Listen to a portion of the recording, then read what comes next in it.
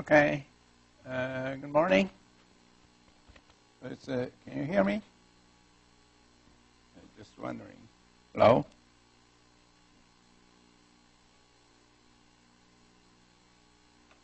Okay.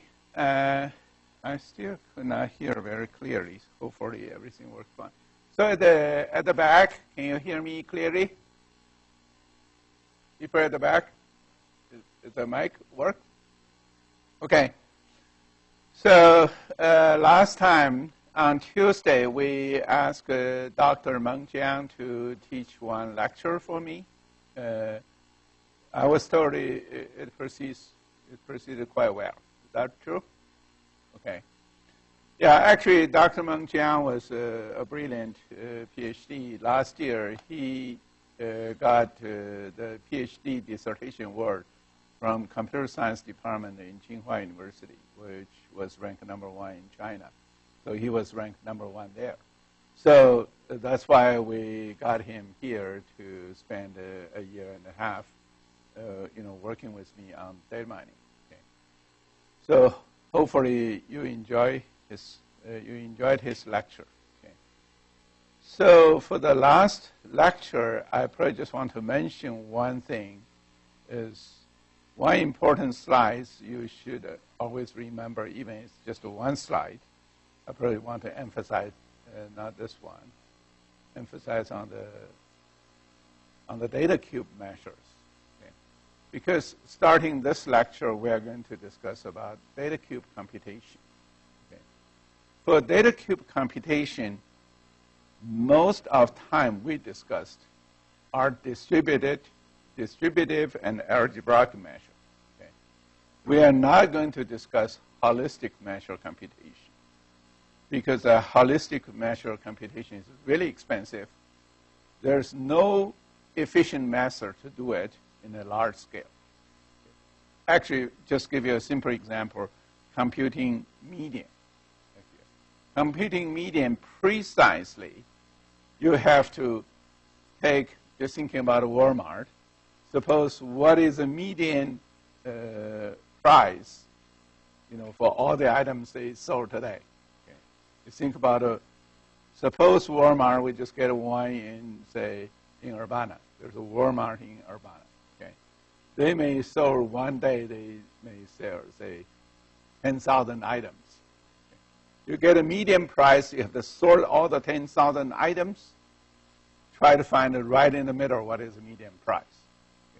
That's very expensive. What about not a Walmart in Urbana, but a Walmart in Illinois? Okay. You want to get a Walmart in all the Illinois, all the Walmart shops. You sort all the prices of today. They sold all the items. Try to find a median. You have to merge all the different locations in Walmarts in Illinois, and then sort all the prices and find a median. There's no efficient way to do it. Okay. That's the reason, actually, when we discuss data cube computation, we don't discuss holistic measures. Okay. So far, there's no efficient holistic method. There's only some approximate method you can do it. Precise method, no efficient way. Okay. And we don't discuss it. And in real application, people don't compute it. Okay. Probably you don't want the Walmart, try to find a median for all the different things, different combinations. There are too many. Okay. So people don't do it. But people do the distributive and the algebraic all the time. Okay. It's very efficient. You can do it in a very nice way. For example, try to calculate the average price they sold. Okay. Or try to calculate the count and the sum, or max and mean. They can compute it very efficiently. And we are going to discuss it today, how they efficiently compute this. That means starting from today, any data cube computation on the measures, we actually discuss distributive measures and algebraic measures. We don't discuss holistic measures because so far there's no efficient way, and people may want to convert them in some other questions, for example, computing average instead of computing median. Okay. So then you understand what is data cube computation.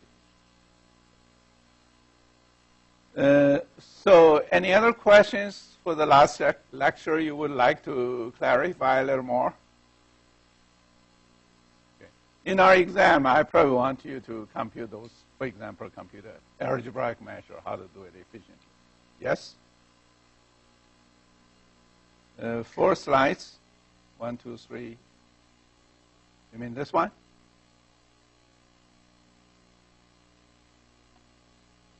You mean, can you repeat the question a little louder?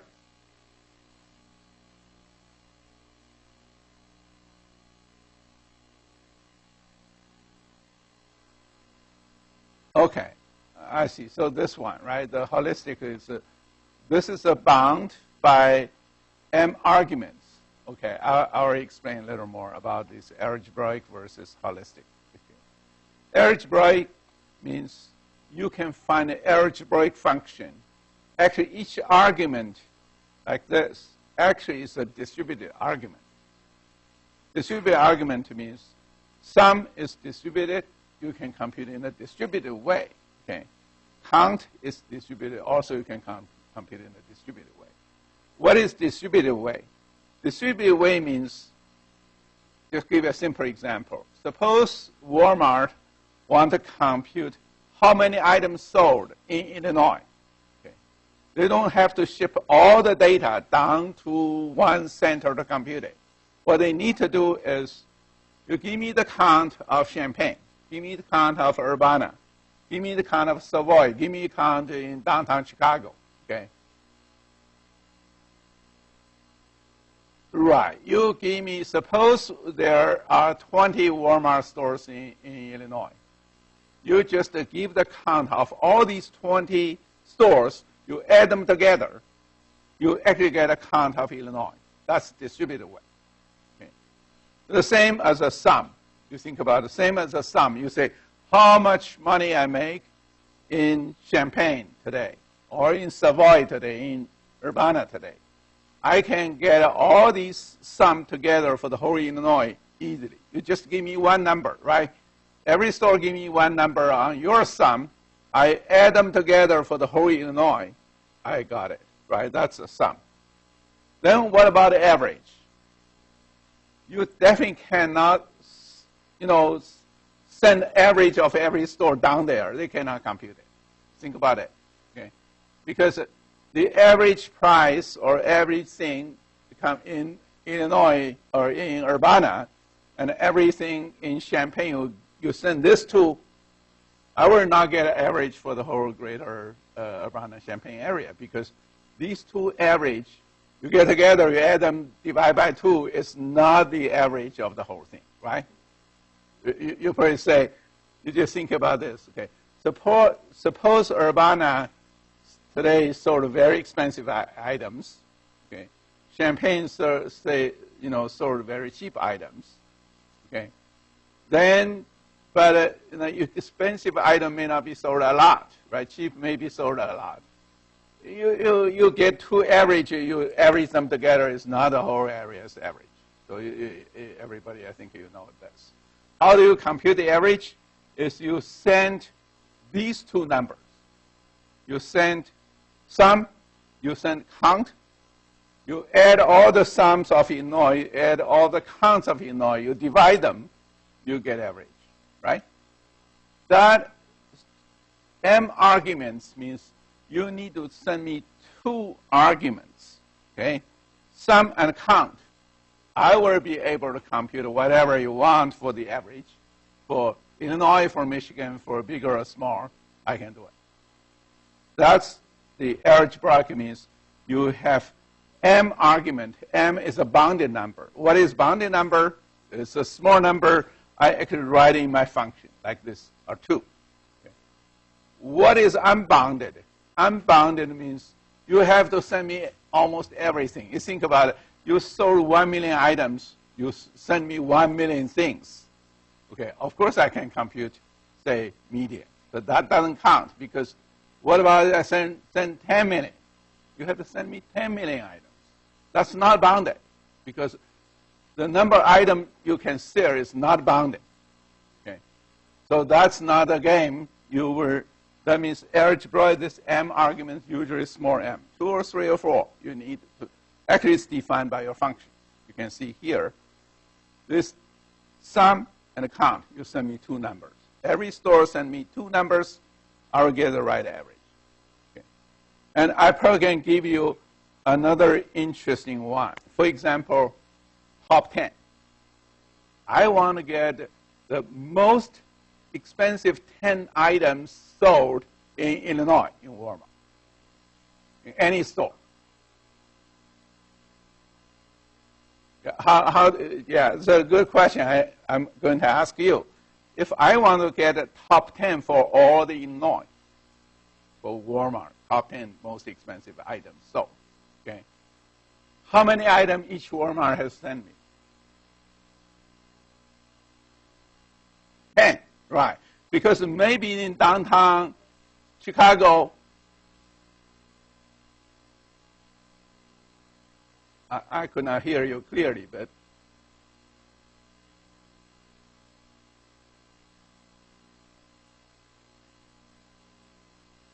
yes, that's true.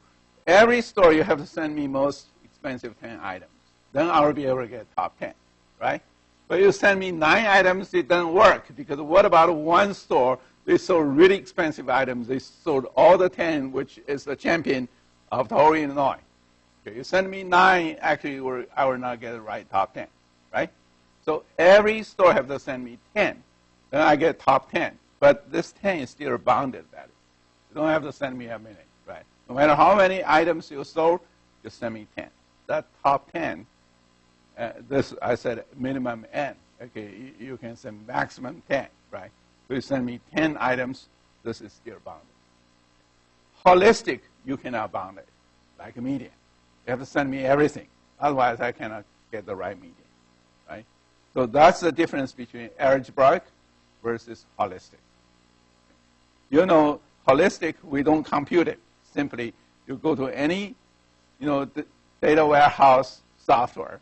You say, I want to compute those holistic measures. They simply say, we don't support it, okay, because it's too expensive to compute. So that's about data cube measures. We're going to use this today. Okay, that means today when we discuss data cube computation, we will only compute distributive and algebraic measures. We never compute holistic measures. Okay. So that's about the last lecture. I want to emphasize this is a very important concept. You should know it. Then for today's lecture, you will have better time to understand what's going on. By the way, I should remind everyone, I think the first homework due is tonight, right? It's 11:59 tonight on campus. Okay, you have to make sure you get it there on time, you submit it on time. Okay. If you get any problem, I think TA says they set up additional office hours. You actually can consult them. Okay. Of course, you can send some urgent question on Piazza as well, if you think it's to the common interest. Okay. Now we start the chapter 5, okay, because Dr. Meng Jiang actually covered chapter 4. I think chapter 4, most things are reasonably straightforward, easy to understand. But once we get into data warehouse, we need to compute data cube. Okay, that's the reason I actually will take this one. It's more computer science intensive on the computation side. Okay. This one, anybody knows where it is? Yeah, this is London Bridge. You know there's a Tower Bridge, or of course, more exactly, people call this one Tower Bridge in London. But you probably heard those say London Bridge goes down, right? Going down. Actually, this one is once the both sides traffic, they want to go, this bridge must go down to let the traffic, flow through this bridge. But once there's a big ship going through, the bridge has to raise up very high to let the other ship can go inside, okay, and pass through. So that's the design. Of course, nowadays, you most of the city, they don't design that way, otherwise they block the traffic. They may build either a tunnel or a very high bridge. That's the one. I actually, in the summer, I went to Bilbao. It's a small city in Spain, to give a European-based summer school, give a web science and technology summer school. They have a bridge. It's very interesting. They have the bridge is, they want to get a big ship in, but they don't allow anything big pass through, but they allow the cars and the passengers pass through. What they do is they always have the bridge very high, okay? And they have those, they hang in a big, like a platform. Okay? The platform actually can put the cars and the people down there, and the platform, they go all this way on the top. So like in a workshop, if you go to civil engineering, you may see those workshop hangar. Those hangar, they can pass through, but the big bridge always can pass through. As long as they don't collide with the one you are going to ship the passengers across the two ends. So it's interesting to see the technology. Now we will discuss data cube technology. Data cube technology was developed in late 1990s and early 2000s. Okay, those are the time once people proposed data warehouse. Okay. The efficient way to compute is build up data cube and compute them beforehand. Okay. Why compute them beforehand? The important thing is you think about it. I always take Walmart as an example. So you want to get an item, say this particular pamper diaper. You want to see in Illinois how many packages sold. What is the average price is sold? Okay. Then not only they see Illinois, they want to see the whole Midwest or a whole country. Okay. You think about the Walmart may sold millions or billions of items a year. Okay, you click the button, thinking about a manager. They click that a button. Okay. How many pamper diaper? How many packages sold in Midwest today or this hour? They click button. This involves thousands of stores doing all the aggregation and find something to him. Do you think he wants to wait for, say, 10 minutes, have a coffee break? And what about he wants to find another brand of diaper and click another button, you have to get another coffee break. Right? That's almost impossible. What they want to do is you click the button, the result is right there with no instant delay. Okay. Actually, I went to Google this year, my previous student, PhD. She basically told me her computation time for anybody click the button, okay, he basically say is 0.2 seconds. It's allowed for her to do all the computation, 0.2 seconds. Okay. Because there are other delays they have to compute, they have to see. If you go more than 0.2 seconds, the customer, the people who play with Google send a query, they sense the delay, they will not use it in the future. Okay. So that's the time allowed for your computation. The same thing as data cube. You compute Walmart like this diaper versus this kind, the other brand diaper in different region, and all these, it must be sub-second. Okay. Anything beyond 1 second, people will not use it. Okay. But that involves thousands and thousands of items adding together. And you have to use data cube to pre-compute it. By the time the people start clicking, it's only minor computation involved. That's the data cube technology. Okay. Now we look at this.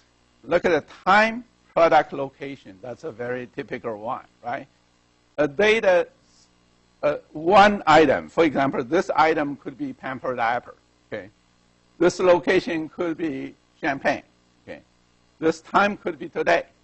Okay. That's just one cell. And how many cells you have? in a simple cube like this. You just think about it in Walmart.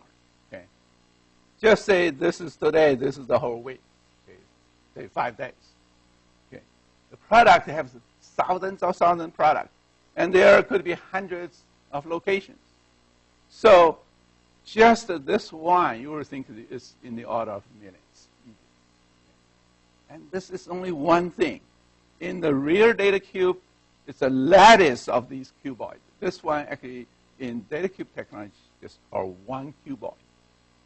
And you will have many, many cuboids. And that involves a lot of pre-computation in a smart way. Okay. That's the way we call this is data cube technology. Let's discuss this, just taking Walmart as an example. Okay. Suppose, remember we have the multi-dimensional space. Okay. Suppose we got 4 dimensions. We even do not discuss each dimension many levels. Okay. You probably remember each dimension has many levels.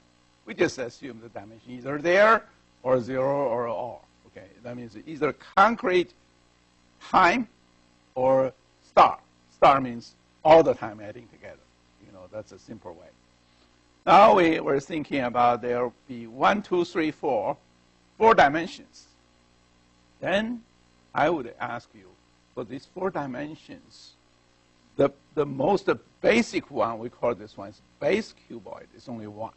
1 means actually this one contains concrete time, concrete item, concrete location, concrete supplier. And then you got a summary on the measures, like a count or a max or price or sum or those things, right? That means each cell in this cuboid will contain concrete time, item, location, supplier, and is computed measure. Computed measure means distributed measure. Okay. Usually you get like a sum or count or max or mean or something like this. Then this single one is a pretty big cube, right? We call this one is a cuboid. It's a base cuboid because it may be summarized somewhere, but you need a further summarization once you chop dimensions. For example, suppose you only want to know item is diaper, location is Illinois. Okay, then you don't care who is the supplier and what is the time. That means you chop off 2 dimensions. You only look at item and location. You want to get the summarization. Okay. That means you chop from the 4 dimension, you chop the 2, you get 2D. You get 2-dimension cuboid. You probably can see how many cuboids you will get. Like this 4 dimension, you chop up 1, okay, you get 3-dimension cuboid. It depends on which one you are chopping. Okay. You chop the first one, you may get here. Okay, I think you chop the last one, you get here. Okay, you chop the time, item, location. Chop location, you get this one. Okay. You chop item, you get this one. You chop I think this one is chop time, you get this. How many new cuboids for 3 dimensions? How many new cuboids you will get? We get 4, because you think about it. For these 4 dimensions, chop every one, you get a new one. Right? So you get 3D cuboids. Okay. Then you can chop another one. You can see for this one, you chop location, you get this. You get 2D cuboids. How many 2D cuboids you will get? You actually will get 6. Remember, each one, you think each one will generate 3, but they have overlaps, right? You can see this one you can generate 3, but the first one actually can be generated by the other cuboids as well. That's why you think about they have overlap. Essentially, it's 6, you get 4. 4 choose 3, you get 3. 4 choose 2, you get 6. Right? 4 choose 2, you get 6. This is simple, the combinatorial things. And then how many 1 dimensions you will get? You only get 4, because 1 dimension essentially is These four, choose one. You choose one, you get only these four. What about 0 dimensions? 0 dimension means sum everything up. You don't count. You don't say by time, by location, by supplier. You don't buy anything. Like a Walmart, like the manager say, how much money I make today, or even not today, just say all the time. Okay, then you get this all. Right. So you probably can see a data cube essentially is a lattice of cuboids. Lattice of cuboids, that means depends on how many dimensions you will generate how many cuboids. All these cuboids adding together is one data cube.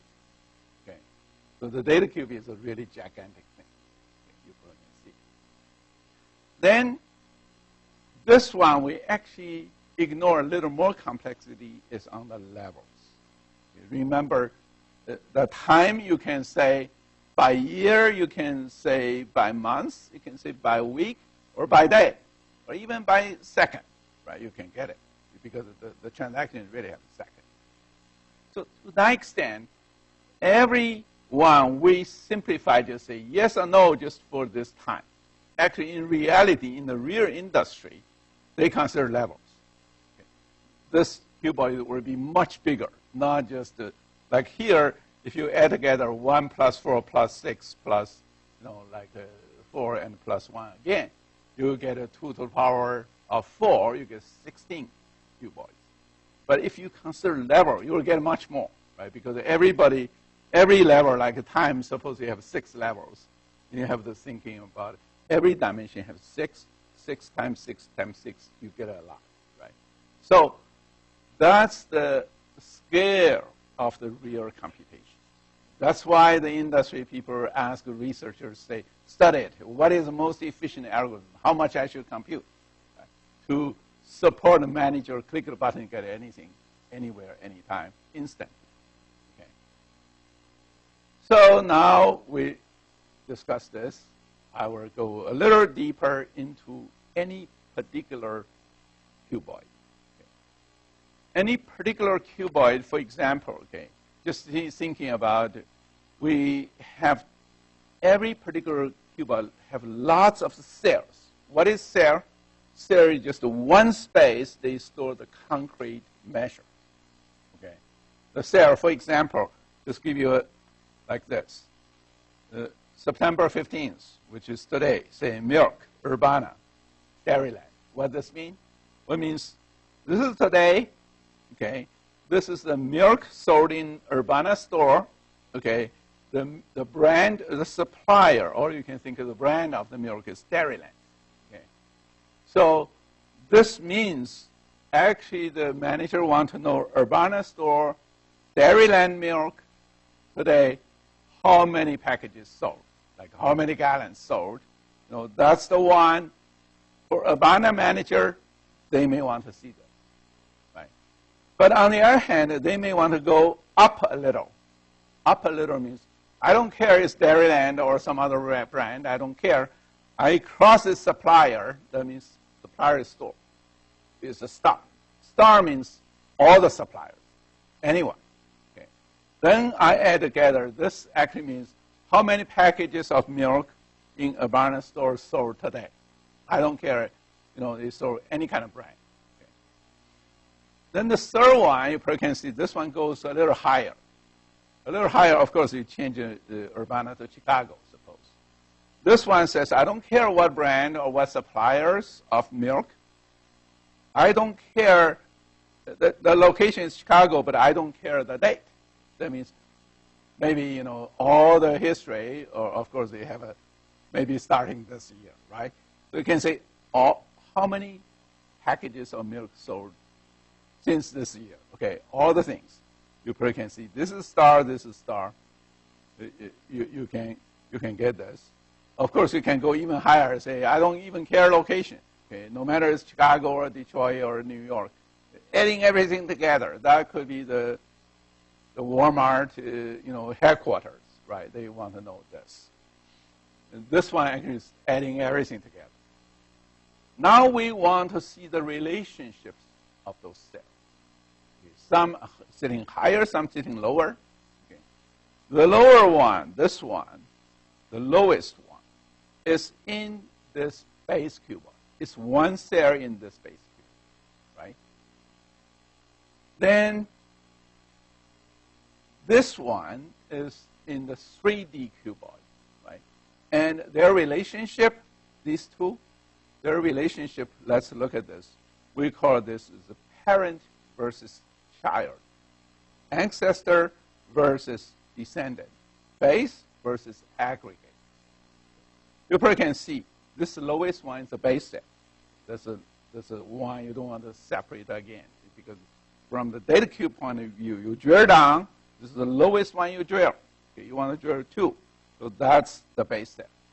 Okay. Then all the others, they have stars, are aggregate cell. That means somehow they aggregate, they're adding things together, aggregate cell. Okay. Then look at this two. This two, you probably say, this one is the child cell. This one is the parent cell, right? You can think of parent means you add everything together, you get a little higher, so we can think of the higher one as a parent. Okay. The lower one is a child.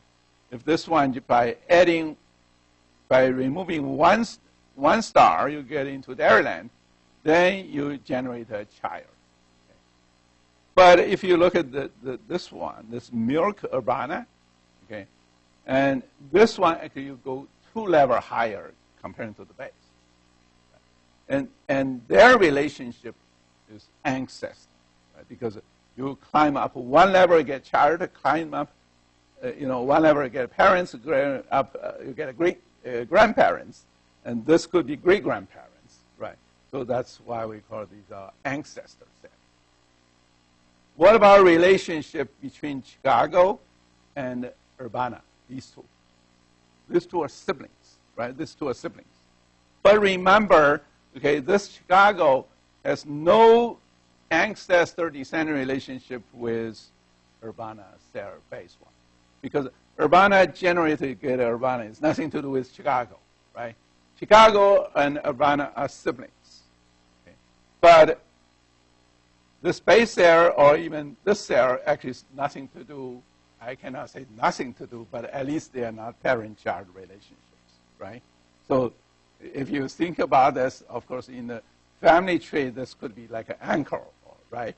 But of course, we don't get into the so complex one. Only study parent, child, ancestor, and descendant. Right. Then you probably can see this star are the great-grand, parents, the highest one.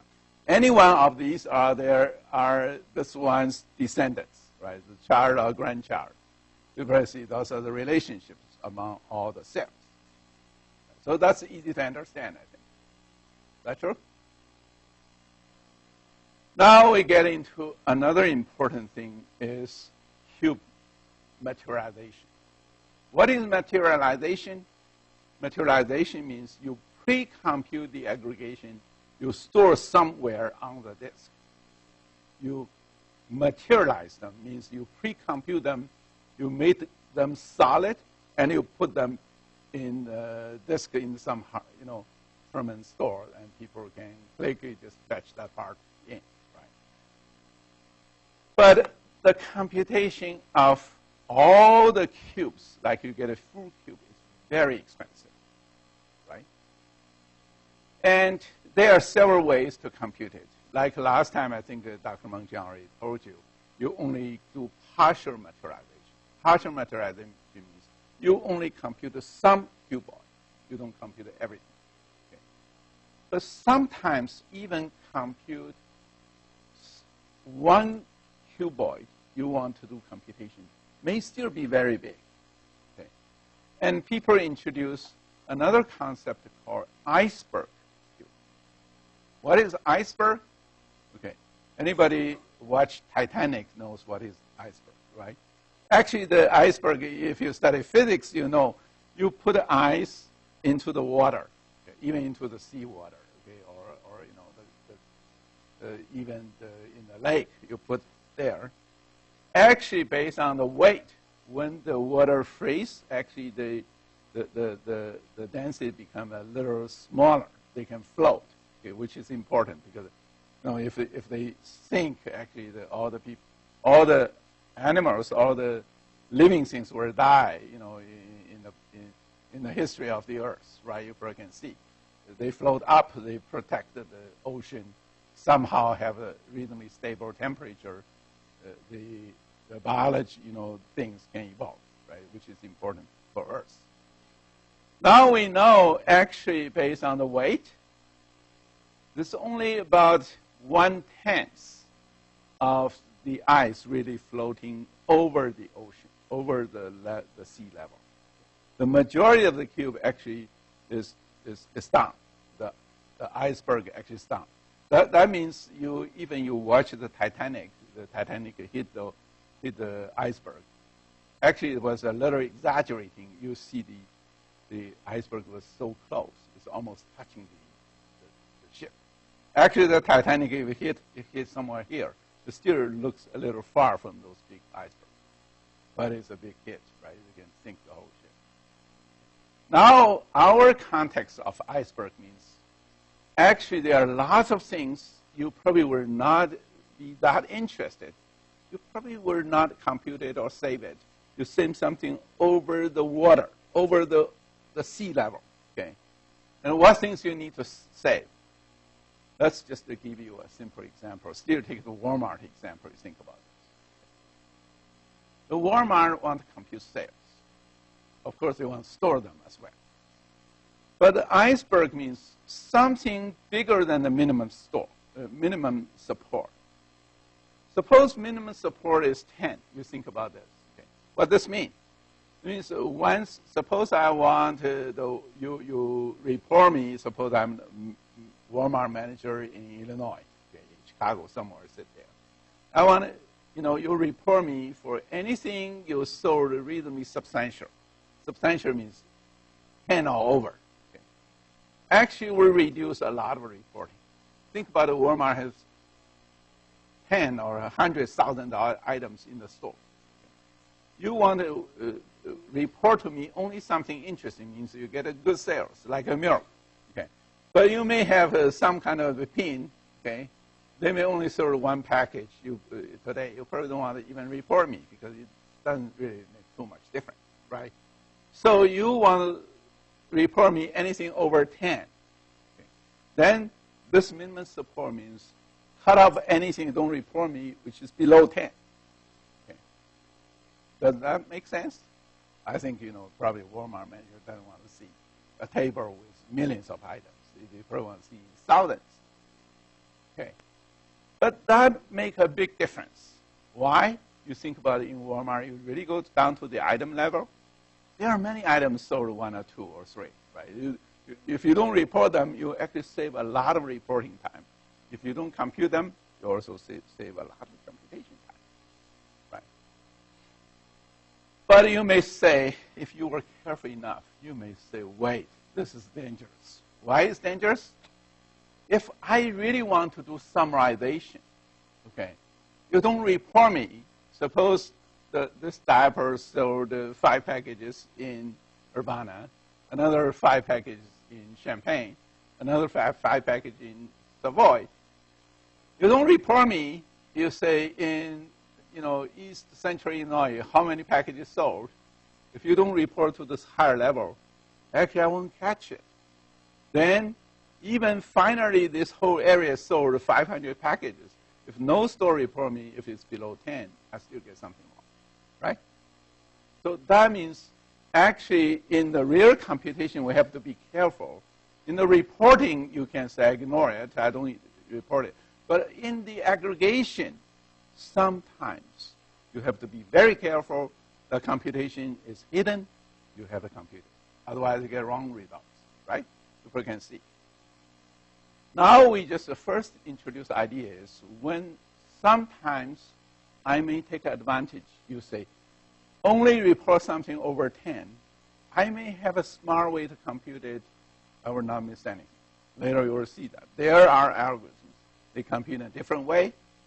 They can save a lot of computation as well. But if you compute bottom up, you cannot escape. Every item you have to report me, otherwise I will not do the right computation. Right? You can see there's some stutter. But anyway, you know this iceberg could be useful. Okay. Now I will give you a real computation, ask you to do it, and then you know actually it's pretty tricky. Of course, why we want to do iceberg cube? There's one thing is you don't need to save, or show those value which is below the iceberg, because it's too trivial to show them. You probably say, it's kind of a bothersome to show two big tables, right? And it may be also efficient computation, but you want to be careful. Sometimes you may miss something if you don't do it the right way. And this computation actually may avoid explosive growth. That's a very important concept. And we will give you one simple example. Okay. That example you probably see. I say iceberg or no iceberg will make a huge difference in computation. Okay. Suppose I get a cube with 100 dimensions. Remember, okay, you know the curse of dimensionality.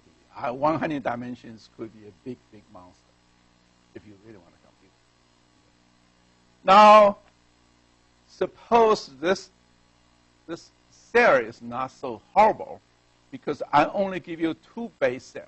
That means actually for Walmart, there are only two real transactions in this 100 dimension. One is this, A1, A2 to A100. You calculate the count. Suppose this count is 1. Okay. There's another one. So A1, A2, this is the other dimension. You get another one. Just thinking about sold diapers. Okay. So this could be one store sold this diaper. This could be another store sold this diaper.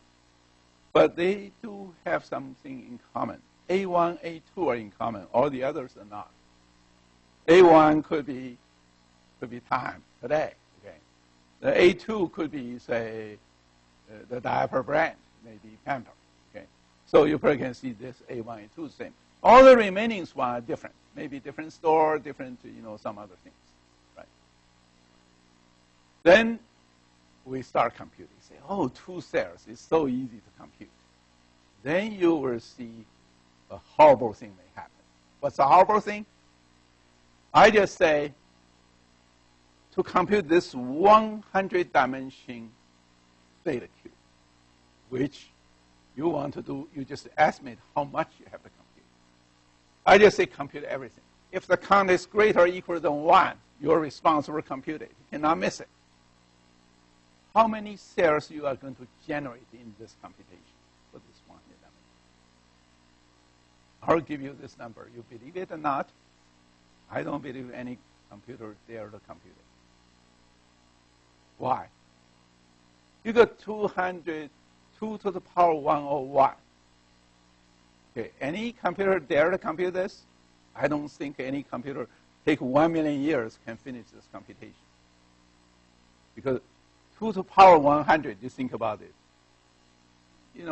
It's a 10 to the power something. That's really, really huge. You will blow up your disk. Right? So why this one is so expensive to generate the aggregate cells? Anybody can tell you how I work this number out? Actually, later will be in your exam, okay? So now you think it's so horrible to get this number, but once you get used to it, you will think it's very natural. Okay. How many people know how I get this number? Who can figure out that I got this number? We have one volunteer. Let's do a little hint. Okay. How I get 2 to the power 101? You just think about this single one. We forget it, 2 cells. We just say 1 cell. Okay. You only have this one. But you want to compute all its aggregations. Okay, all the aggregations. What's our aggregation? Okay, think about this. I can replace any one by a star. Star means I don't care. I just want to compute every aggregate. I can replace anyone by a star. Suppose I only replace 1 star. how many higher level is parents, how many parents you will get? You get 100, right? Because you you replace any one by a single star, you get 100, right? And what about I replace 2? That's a lot, right? Actually, that's 100 choose 2. Actually, it's 100 times 99, if you think about this, right? It's 100 choose 2. What about I replace star by 3 stars?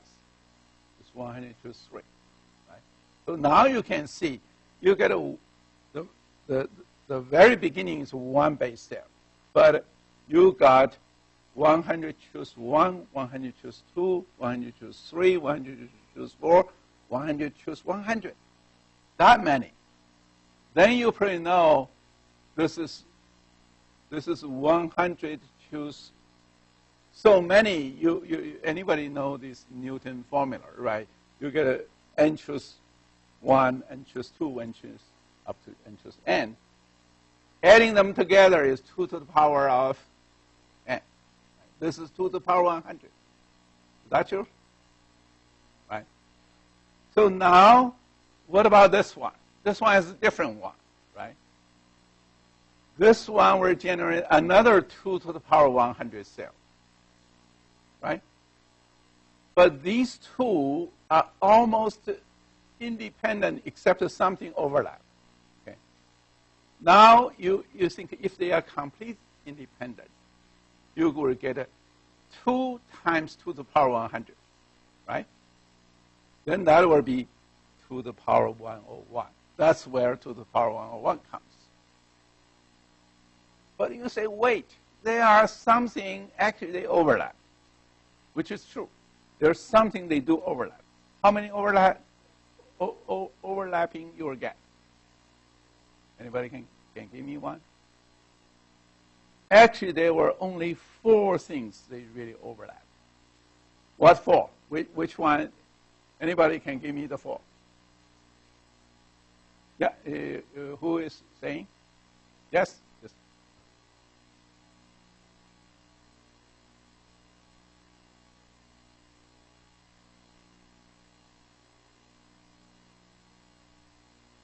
Yes, you're quite right. You're 100% right. You probably can say there are 4 cells they overlap. Which 4? One is A1, A2, all the stars. Because all these are stars, then they got the same thing. They have to merge, right? Originally it's 1, 1, then these becomes 2, right? Because they have the same A1, A2 value. That's one cell. Another cell is A1 star, all the stars, right? The third one is star A2, all the stars. Overlap. The fourth one is star, star, all the stars. Right? These are the things, these 2 cells generate the exact same aggregate cell. These 4, you have to remove them. That means you can see, I ask you how many aggregate cells you will generate. You have to count everything. That's why you got this number, right? Now, I ask you another question. How about these iceberg cells?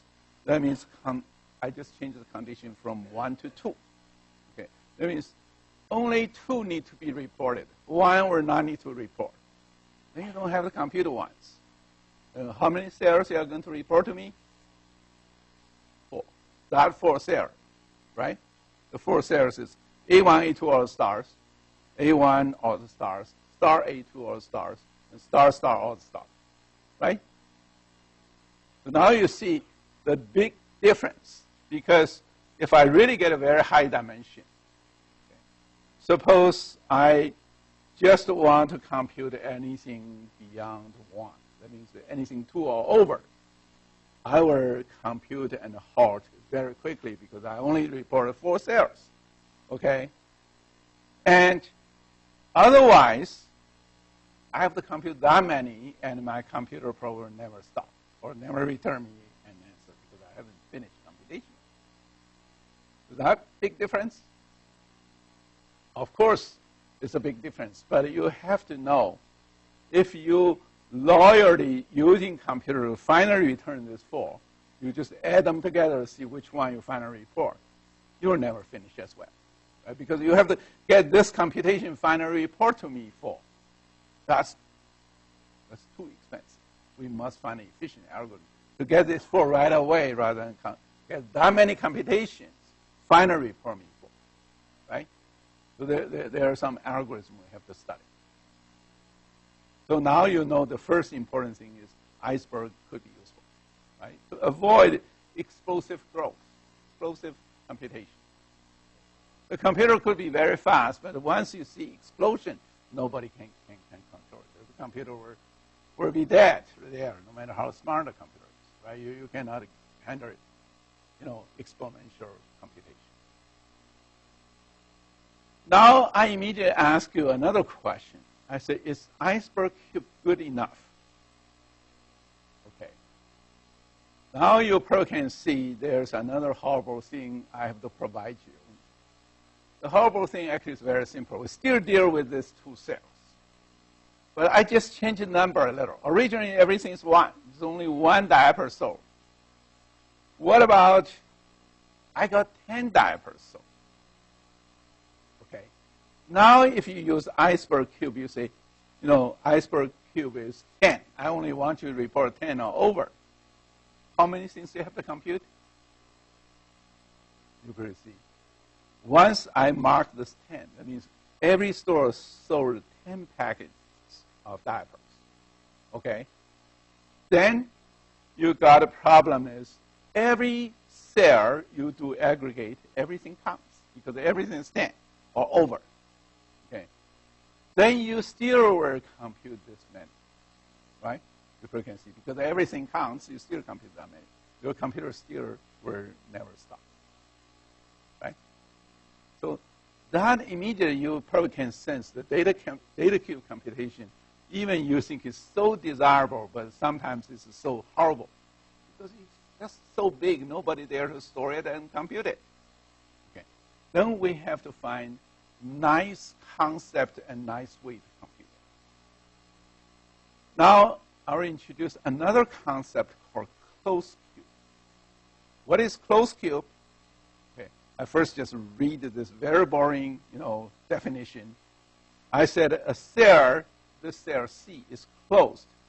If there exists no cell D, D is the descendant of C, and D has the same measure value as C. What does this mean? Okay.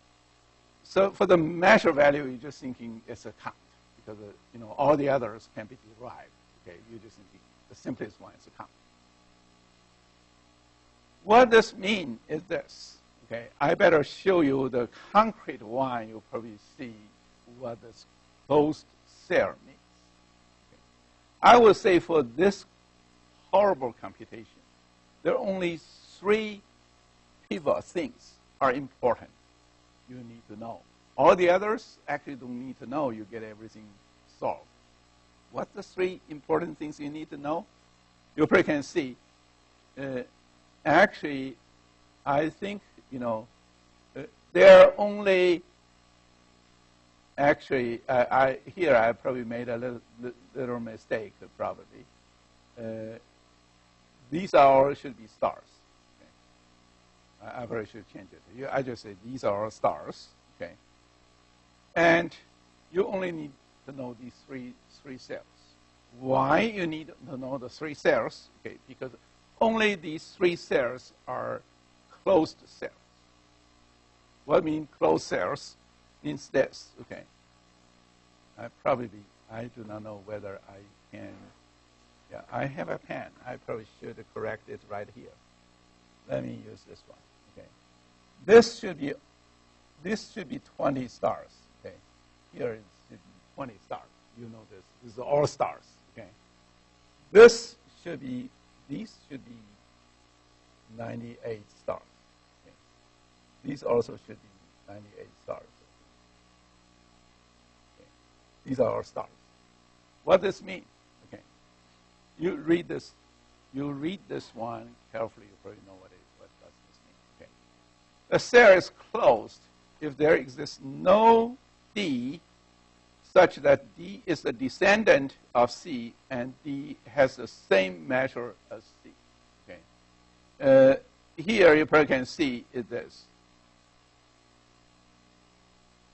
You got a descendant D here, like A3 to A1. These are the descendants. Okay.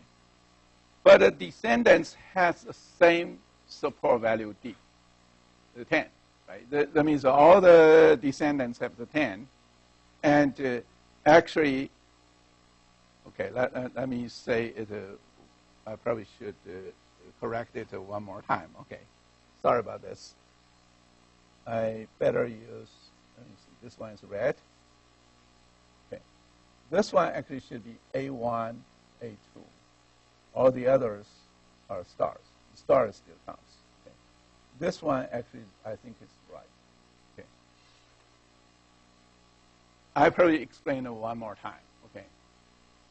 Actually, the cell is a closed cell in the sense there's no descendant if I write down one of these.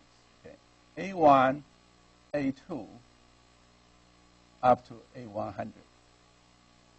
This one is 10. Okay.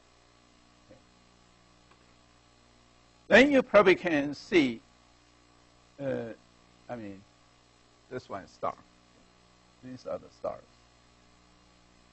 This one actually is the real one. Okay. You can see this one's descendant means somewhere you may have a 3 or something, right? These are the descendants. But the descendants have the same value here, then this one is not close. And here you probably can see this A1, A2, A3 to A100. There's no descendant have the same value, but this one does have the descendant same value. This one is not close, this one is close. Okay. Then what about this A1, A2? A1, A2, because if you get all the stars, they still have 20, right? I mean, we know these all the stars. We know this one is 20, right? We know this one is 20, and this one's descendant is this one. This descendant is also 20. Is that clear? That means this one is not closed cell, because a closed cell means no descendant can have 20, but A1, A star, A2, all the stars are 20. That means in this closed cube, okay, only 3 closed cells are different from all the others, right? That means actually you computed so many things in this data cube. All the things in the middle actually carry exact same value. Why bother even to compute them or store them? You don't compute them, don't store them. You only compute the closed cell, means only these 3 cells. If you have a way to compute only 3 cells which are closed, okay, then you finish all the computation. You don't need to compute this 2 to the power of 100. Is that clear? Now you probably see there are several important things we need to know. So one is if we can compute an iceberg cell, the iceberg cell is very small number, then we probably can be good enough. We don't have to worry about it. But otherwise, we have to explore this closed cube, compute a closed cube cell. Otherwise, it's just too big to compute. Another very important thing for this cube, for this concept, is cube shift. What is cube shift? Okay. I believe everybody have eaten watermelon, right? You know, watermelon in the middle is very big, but they do have a shell, right? So of course you won't eat the shell, but the shell is thin, is small. Actually, if some way we only compute this shell, like a watermelon, only compute the outside skin. In the middle, you can get something easily. Then this shell becomes very useful, this first computer. Okay. This called shell cube. Okay. Then if the cube is just too big. We have to find all the tricks to compute it efficiently.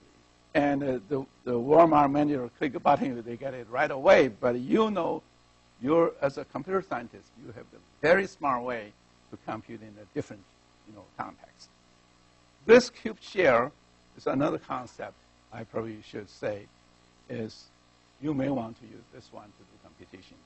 Or just compute the share for the very high dimension cube. Okay. Then what is a share? The share means you got a very high dimension. What about you only compute very, very low dimension ones? Okay. Low dimension will not get explosion. You only compute very low dimension ones, which may support you to compute some high dimension. Okay. We're still taking this 100 dimension as a big monster. You probably can see this one will be important to do it. Now we get a 100, suppose we just get 10 dimension. I don't say 100. So suppose we get 10. Okay. How many computation you have to get for all the things you have to compute, all the dimension, is 2 to the power 10. Right? 2 to the power 10 means you compute every 1 dimension, compute every 2 dimension, every 3 dimension, you compute finally every 10 dimension. You get 2 to the power 10. Of course, sometimes you may say, oh, it's -1. Okay, I just give you a general idea. Because the base one is already there. You don't have to compute it. You get 2 to the power 10 minus 1. Right? But what about I only compute every 1 dimension? How many things you have to compute? 10, right? Because I only computed A1, all the others stop. Then I computed A1 star, star, star. I compute 1 dimension, I need 10 such cube all the time. Right? What about I compute 2? The 2 means I actually take 10 times 9. I get it, 10 times 9, 90, right? I have to compute. You can think about this. If you compute 3, you say 10 times 9 times 8. You get to compute that, right? But it's a reasonable number, right? But it's better than you compute 2 to the power 10, which is quite a lot. So you probably can see the cube share is still another important concept. In our computation, in our study, we are going to give you all these computation methods. You can see why this research is important, because you want to compute it in a very efficient way. Now, before I give you concrete algorithms, I first give you the principle. Okay. To give you the principle, I need to give you a general overview, say what you are going to study in this chapter. Okay. Simply says, the first one is a general principle we call general computational heuristics. This one was done in 1996 by a group of researchers in many places, I should say, in IBM, in other places. They invented the first general computation heuristics. Then in the second year, there's one important algorithm coming out by Zhao and Desmond and Norton from University of Wisconsin, our neighbor state. Okay. And they invented a very important algorithm called multi-way array computation. We are going to discuss this algorithm. Then there's another important algorithm in the second year, still in the top conference in database, or Sigma. They invented another algorithm by University of Wisconsin by another group, by Raghu Ramakrishnan. Okay. And of course, Ramakrishnan now is not in Wisconsin. He actually is a vice president in Microsoft. Okay. He was like a VP in Yahoo Research, I think. But that's what he left the University of Wisconsin. But one important algorithm their group developed is BUC, B-U-C, or bottom-up computation, or BUC. The third one, I actually will not introduce it here because that algorithm is rather complicated, even it's efficient, and the student fear is a little challenging to handle it. I just drop it, okay? That one actually was invented by our group, was published in 2003 by Dongxin. He now is a researcher in Microsoft. After he graduated, he went to Microsoft Research, and then he jumped into Google or someplace. Back to Microsoft. Actually, just met him a few days ago, last month in KDD conference. He invented an algorithm called star cubing. Okay. But we were introduced one algorithm in our lecture, is a shear fragment computation by Xiaolei Li. That's our group in another year, 2004. This one is try to compute high dimension cube. To the power of 100. This 100 dimension. We really want to compute it. Okay. This is by Xiaolei Li. He actually went to Microsoft Research, I think, after graduation. But now, I think, I'm not exactly sure, but he went to Twitter, quite other companies. This is shear fragment. There are other things, but we don't have time to introduce. For example, one closed cube computation we were not introduced here is by Jian Pei in my group when I was in Canada. But later we plan to add this one back, okay? Because the closed cube is very important as well. But anyway, let's get into a general heuristic before we quit. Now you know that data cube computation is non-trivial. You do need some research, some computer scientists to have very smart algorithms. In 1996, a group of researchers, you probably can see there are so many. Essentially, they are from, either from IBM or from University of Wisconsin.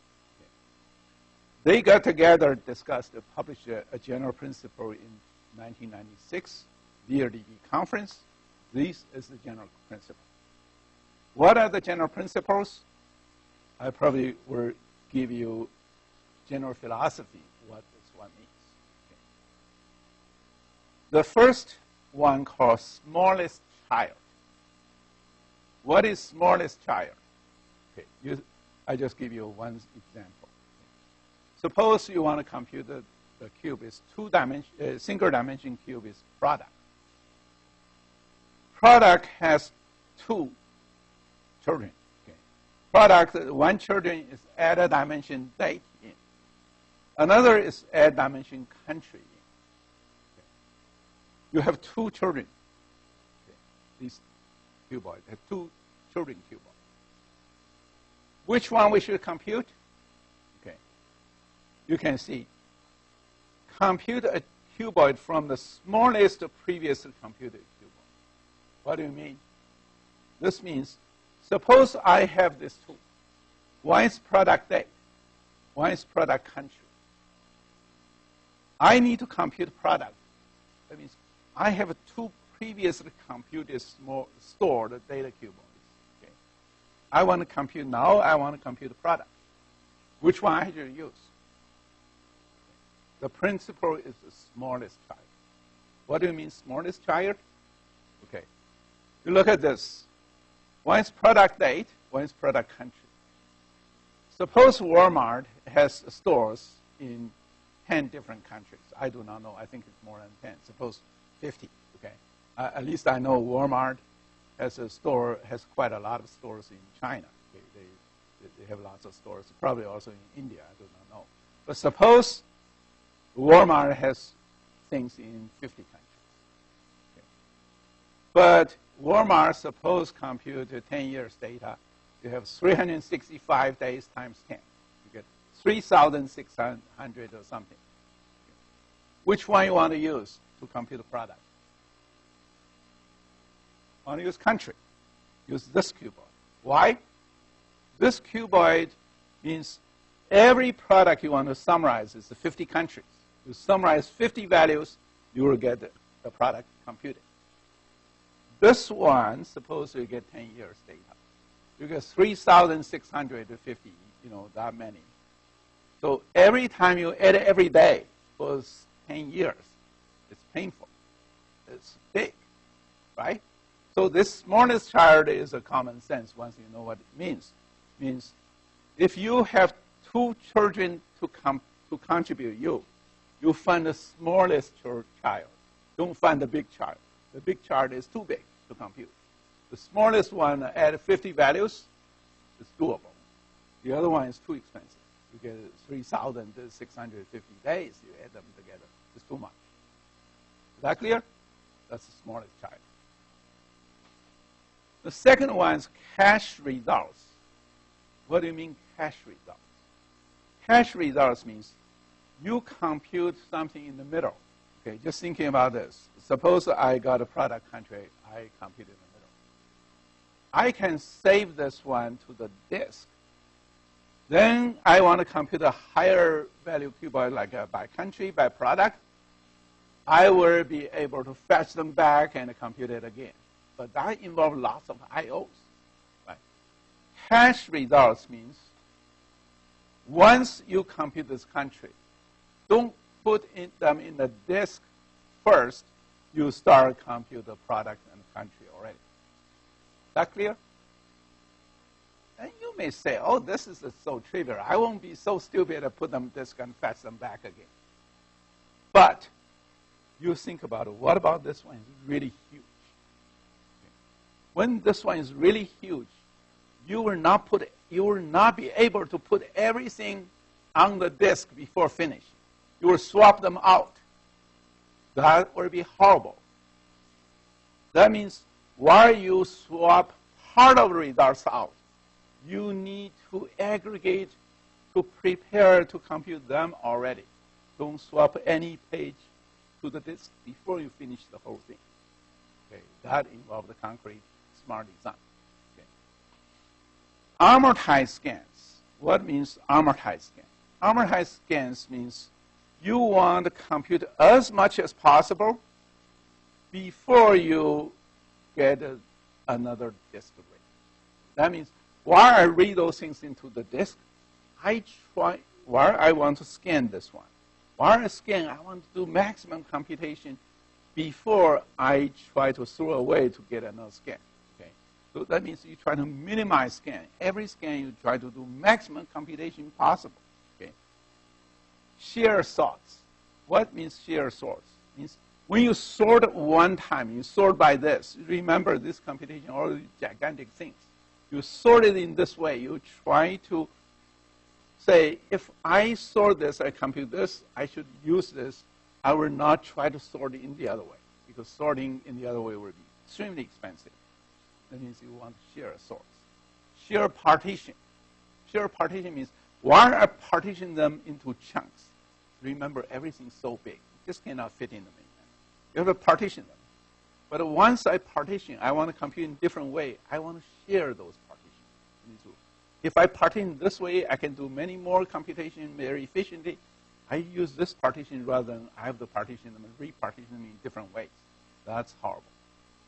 Now you probably can see how difficult when the computer scientists first get into this computing. They know the data cube is gigantic. You want to compute in multi-dimensions, you explode things. Try to avoid explosion. Try to support managers by clicking a button. You find anything, anywhere, anytime, any partition, any by. You need a very smart algorithm. That triggers in late 1990s. We got so many researchers jumping in, try to develop different algorithms to have efficient computation of this gigantic data cube. So in the next lecture, I'll give you the concrete algorithm by algorithm, say which algorithm is the best for what kind of situation. Okay, thank you.